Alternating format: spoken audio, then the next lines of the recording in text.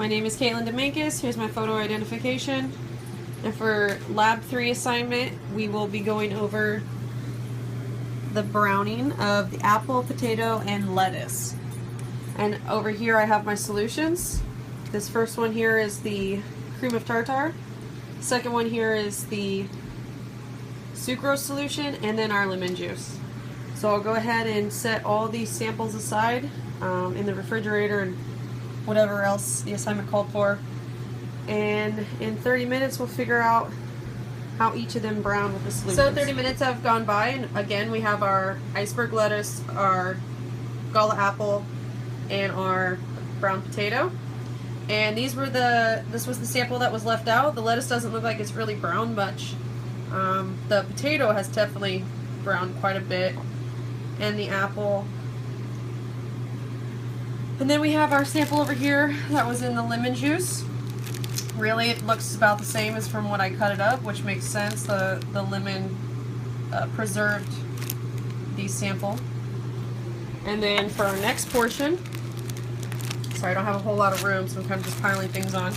This was the sugar water.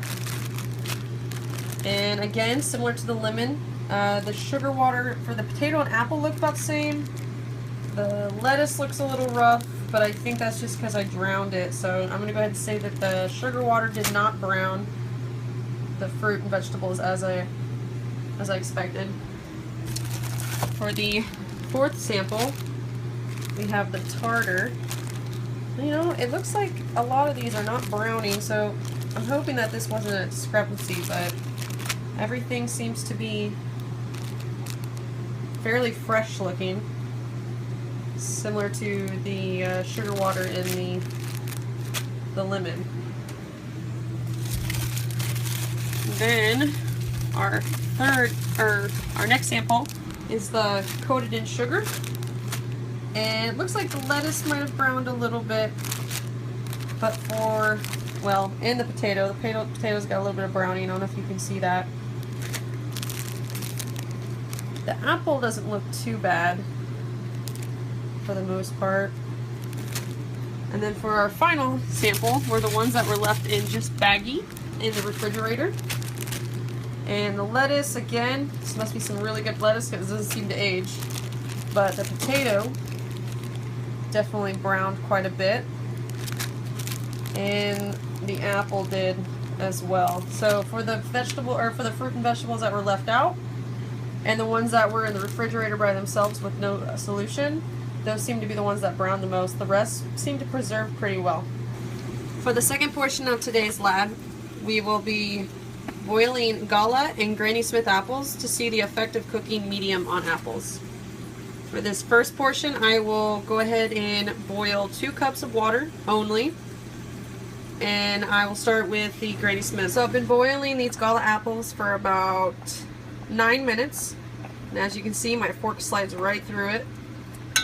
So I would say this is the point of tenderization. And just to reiterate, this is just water, 2 cups of boiling water.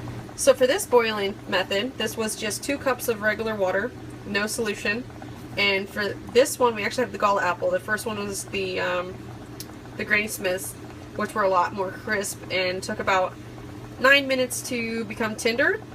This one, half the time. 4 minutes, easily, super tender. So for this pot, I have the Gala apples again with the 1/2 cup of sugar solution, 1 cup sugar solution with 1 cup water. And I'm not sure if it's the difference in the cuts of apple or maybe the temperature varying between the boiling water, but this one actually boiled just about just as long as the 2 cups of just plain water. And as you can see, nice and soft all the way through, no problem.